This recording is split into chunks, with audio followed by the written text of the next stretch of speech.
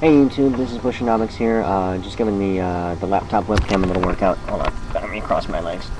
I'm not sure how this is going to come out. There's an AC unit next door that might come on in a little bit. There might be some background hum. If that's annoying, let me know, and next time I'll record it. I'll make sure to record it either when it's off, or I'll just go inside. Yeah, so having trouble sleeping last night, and so I decided to get up. Okay, open up Lappy. Wander around the tube, see what's going on. And I ran across this old video from DarkTheAtheist. And it's the one, I'll have a link for it, or as Coughlin puts it, below. Anyway, I'll have a link for it. It's the video where he calls into Shockofgod's blog radio TV show thing, and challenges Shockofgod to a moderated debate on Shockofgod's favorite question, which is, goes a little something like this. Can you provide me proof and evidence that atheism is accurate and correct? Oh, bloody hell, that's rough. That's rough. I guess the next step, if I'm successful at that, I guess the next step is I can show you proof and evidence that there are no fairies, or proof and evidence that there isn't a pink elephant over my shoulder. Hopefully there isn't one, and I don't look like a jerk right now. This is interesting. It's also a logical fallacy. He's asking someone to provide, demonstrate evidence for a negative position. Now, the problem is that the burden of proof is on the person that makes an assertion that has some degree of certainty attached to it. Let's stick with fairies for right now, since we're talking about shock. If I say fairies possibly exist, the burden of proof on me is relatively low. If I say that fairies probably exist, then the burden of proof is increased a little bit. If I come out and I say fairies exist definitively without doubt, then that is the highest level of certainty, and therefore the burden of proof on me, defending that statement is the highest. In criminal law, you have the prosecution, which makes an assertion with a strong level of certainty, and therefore the burden of proof is on them.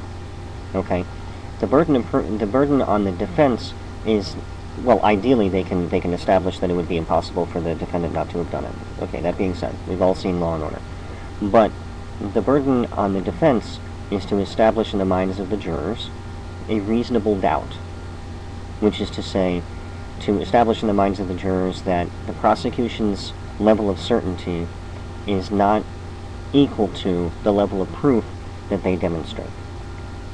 I hope that makes sense. So what Shock is saying is he's trying to turn this whole thing on its head, and he's trying to say, well, we're accusing God of existing. In fact, I am saying with definitive certainty that the God of the Bible, the triune God of the Bible, exists.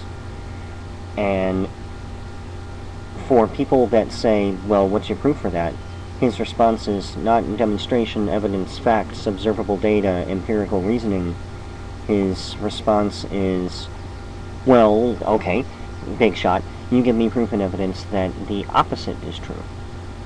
Or, put more accurately, I am saying X is true, and if you can't prove not X, then I'm right, and I win. Yay, me! What's interesting is when you watch, when you listen to his blog radio show, or you look at old videos like the one from DarkTheAtheist, he's blatantly rude. He talks over people. He interrupts them. He doesn't allow them to finish a thought. He allows no clarification of definitions or meanings of terms. Atheism to him is this black and white thing.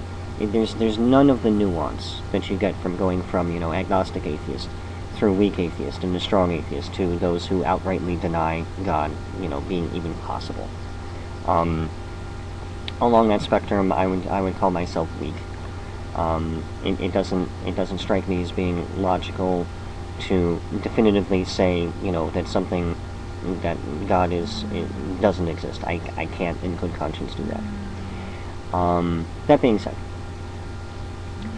if Shock is so convinced that his argument is irrefutable and unconquerable and all that sort of stuff, why doesn't he have a moderated debate about it? Why doesn't he challenge someone to a debate that's, you know, on even terms, where they can both express themselves equally?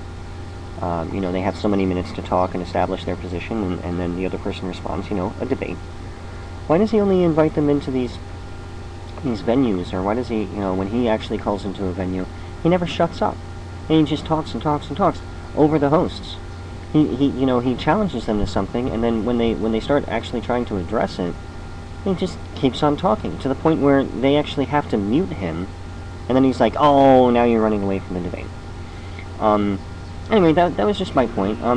You know, Shock, Rich, can I call you Rich? Thanks. You're so confident that you block people from your channel, you disallow comments, you disallow ratings, which to me is really lame. You won't have a moderated debate. You ride around on your motorcycle flapping your gums about, you know, this question, which in and of itself is completely fallacious.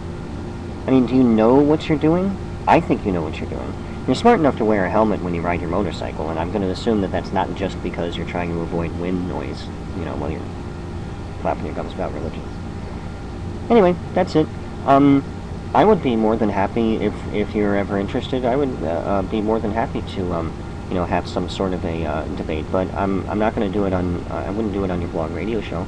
I would do it through a series of videos. And you have to understand, you're making the declarative statement of certainty. The burden of proof is on you. It is not on me. Or what I could do is I could just lie and say I'm agnostic and I'm open-minded. I don't know one way or the other. And then you'll say, well, how can't you see the evidence? And then I'll say, what evidence, Shock? And then we'll be back where we started. The burden of proof is on you, my friend.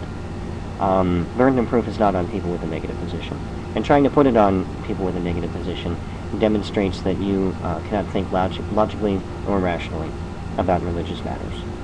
So that's all I had to say about that. Sleepless night, video comes out of it, who knows. Let me know what you guys think. Links below. I'll see you around the tubes. Take care.